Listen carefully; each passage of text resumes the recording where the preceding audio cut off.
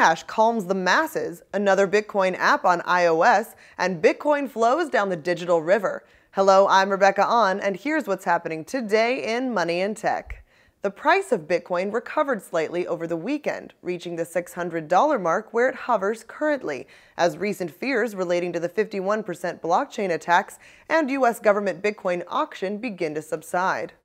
Mining pool ghash.io released an open statement on Reddit today to address the community's concerns over the pool's increasing hashing power rate, which for a brief moment recently exceeded 50%. Many fear that the achievement of a majority hashing power will allow the mining pool to control the blockchain that Bitcoin runs on. However, this is not a hard and fast rule, and ghash.io attempted to calm these fears and reassure the community in their post, saying, "We never have and never will participate in any 51% attack or double spend against Bitcoin. We do fully recognize the concerns and possible threat posed by an entity with malicious intent taking control of enough mining power to exploit the 51% scenario, but we also have confidence and agree with the views expressed by the Bitcoin Foundation that any such exploitation or attack would be obvious it was happening and pretty easy to defend against." Bitcoin Chief Scientist Gavin Andresen released a related statement on the Bitcoin Foundation blog Friday, reiterating that these 51% attacks are extremely unlikely. Bitcoin security as a service provider BitGo announced a successful Series A of $12 million today.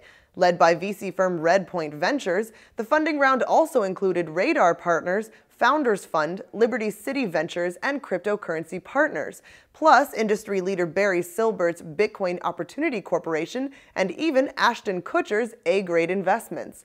We spoke with BitGo CEO Will O'Brien, who said, "BitGo is building the gold standard for Bitcoin security, and this financing enables us to bring together a world-class team of investors and operators to help accelerate the commercial adoption of Bitcoin."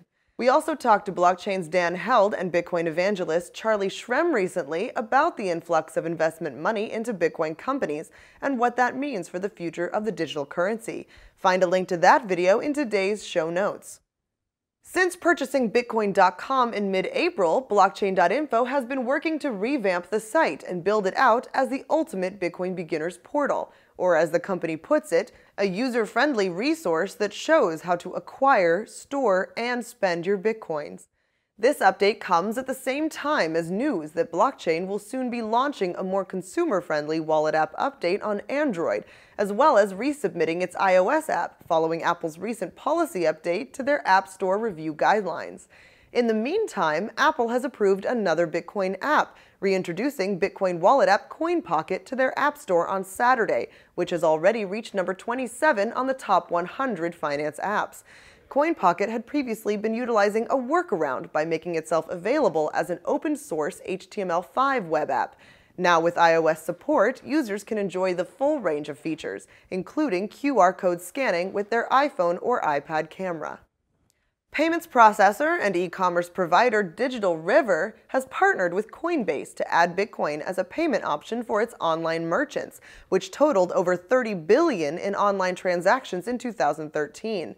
As Vice President and General Manager Suhail Badran says, "We don't see it as just a fad going away. We see it as something that is here to stay, even if people are seeing it as just a payment method in general. But for me, it is a game changer." And in Brooklyn, New York, the Park Slope Holiday Inn will start accepting Bitcoin payments later this week, according to an announcement from Bitcoin entrepreneur Charlie Shrem at the inaugural New York City Bitcoin Fair on Sunday. The Brooklyn Holiday Inn is a popular spot for foreign travelers, particularly from Europe, so the company is excited to see the savings in fees by using Bitcoin instead of European credit cards. Based on the performance of this trial, other Holiday Inn locations may add Bitcoin payments soon as well. 10 companies are coming together to sponsor the 2014 Bitcoin Donation Cup program, allowing soccer fans in the community to donate Bitcoin to a participating charity of their choosing during the World Cup games. The BitGo Foundation is leading the sponsors, along with BitPay, who will process the donation transactions. Also joining them as sponsors are Brazil's Mercado Bitcoin, Mexico's Bitso, the Colombia Bitcoin Foundation, and the Fundación Bitcoin de Argentina. Find more information on today's news stories at moneyandtech.com. I'm Rebecca On, and thanks for watching Money in Tech's Daily News Update.